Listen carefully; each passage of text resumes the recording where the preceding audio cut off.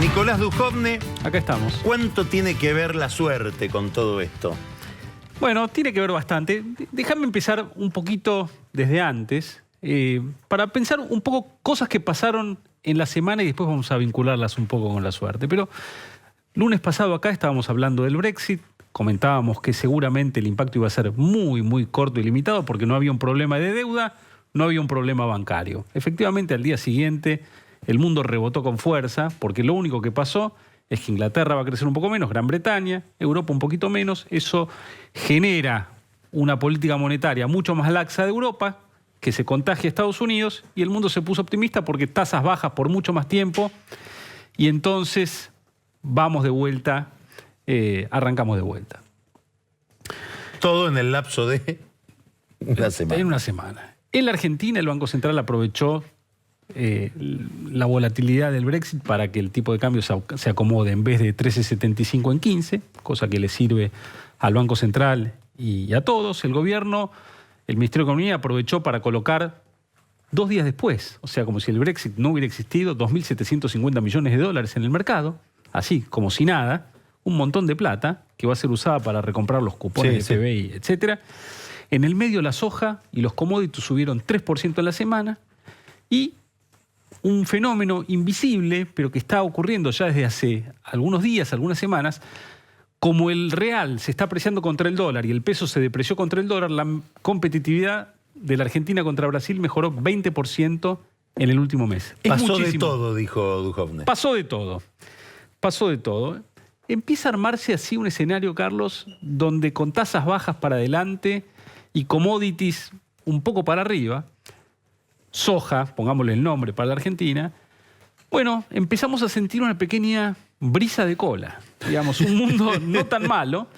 Y de hecho, emergentes ahora, digamos, los países parecidos a la Argentina se espera que crezcan el año que viene bastante más que este año. En vez de 3,8 este año, algo así como 4,5, 4,6 el año que viene.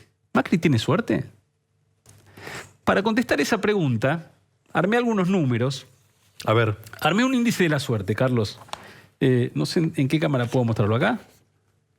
Bueno, en este índice, cuando nos acercamos a 1 tenemos mucha suerte, cuando nos acercamos a -1 tenemos muy mala suerte.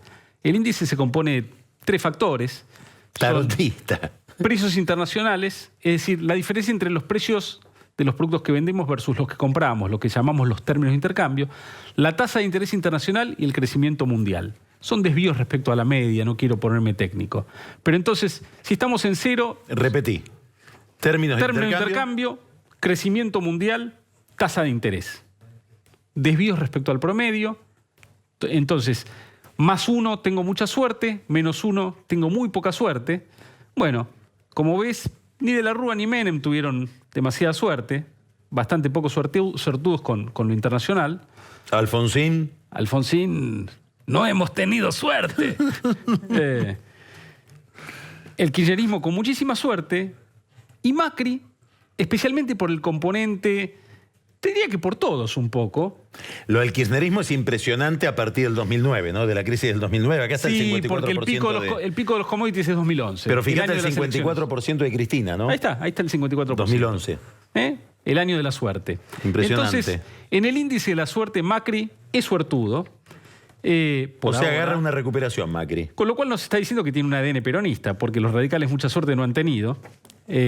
Así que es interesante. Jesús Rodríguez suele decir que cuando baja el precio de las commodities seguro viene un gobierno radical. Sí, a la suerte hay que ayudarla.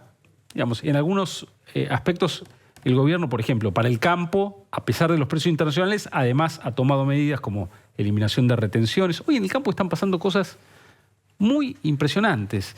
El precio que, digamos, a pesar del dólar. Vos pensá en la soja. A pesar del tipo de cambio. A pesar del tipo de cambio. Mirá el precio de la soja. Hace un año era, en este mismo mes del año pasado, era $360, ahora es 430.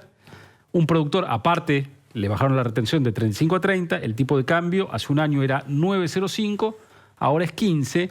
Todo eso se traduce en el precio que recibe el productor en Rosario, porque ahí está englobado el precio internacional, la retención, todo. El tipo de cambio, el año pasado recibía 1.900 pesos, el mismo día del año pasado, este año 2.000 pesos. El productor de trigo, el mismo día del año pasado, recibía 1.250 pesos, este año 2.500 pesos. El campo se ha empezado a mover muchísimo. Entonces ahí están pasando cosas. La cosecha, la siembra de trigo está pasando de ser este año de 3,5 millones de hectáreas a 4,7. Esto se parece un poco a la Argentina, más allá de los grados, ¿no? Post-Duhalde, a esa recuperación que Cristina dice nos dejaron un país en llama y en realidad ellos reciben un país con todos los indicadores hacia arriba, ¿no? Bueno, en esa economía había mucho más desempleo y el tipo de cambio era mucho más fuerte. O sea, el competitivo. rebote era mucho más Entonces fuerte. El rebote podía ser mucho más fuerte. Pero bueno, aparte de esto siguen pasando muchísimas cosas más. Están pasando cosas con la inflación. Pero a ver, ¿qué conclusión general sacás de esto que está sucediendo en este cuadro? La conclusión general es el mundo relevante para la Argentina hoy, salvo Brasil, que todavía no se ha estabilizado. Si Brasil estuviera creciendo, te diría el mundo relevante para la Argentina está muy bien. Te interrumpo, pero Brasil tampoco está como lo veíamos hace un mes. Está un poco mejor. A eso voy. Sí, no sé si acá se está registrando tanto. Cuando uno lee los diarios... La economía se está estabilizando mucho más rápido que lo que estamos notando y por eso el tipo de cambio se aprecia, porque vuelven los capitales a Brasil o se van menos. Pero el mundo relevante para la Argentina está relativamente bien y cuando ello ocurre, si las políticas que están puestas en práctica son las adecuadas, la economía tiende a reaccionar.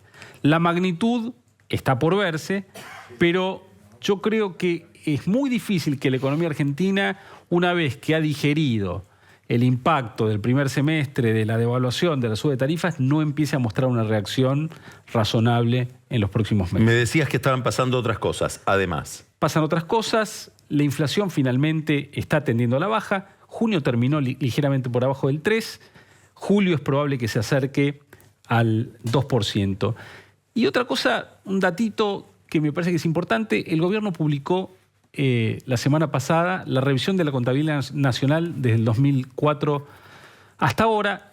No hay muchas cosas que no supiéramos porque tendíamos a ajustar los números por los números privados, sí. Pero se confirma que la Argentina, digamos, tiene un PBI medido en términos de cantidades 17% más bajo que el que reportaba el gobierno precedente. En términos del PBI en dólares no cambia mucho porque el gobierno precedente también mentía con la inflación y al reportarse ahora correctamente la inflación en términos de pesos, el PBI no ha caído tanto.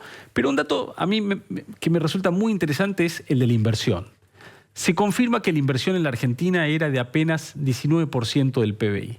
Eso compara con en emergentes 31%, en Asia emergente 39%.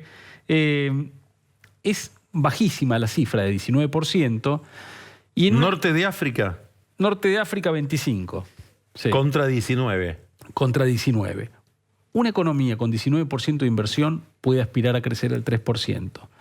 Porque necesita, como amortiza gran parte de su maquinaria de equipo y sus construcciones, digamos, el stock de capital, la cantidad de máquinas en la economía crece muy poco. Para crecer al 5%, una economía necesita una inversión a PBI del 25% del producto. Necesitamos que la inversión crezca mucho más. La incógnita es qué veremos en los próximos meses. Pero es curioso que la sociedad argentina en los últimos años estuviera tan contenta en una economía tan enfocada en el consumo y que tan poco énfasis en la inversión. Uno podría llamar una economía filicida, ¿no? Porque nos estamos comiendo el futuro de los hijos al no producir la capacidad de crecer que necesitamos para que la riqueza pueda mantenerse en el tiempo y crecer.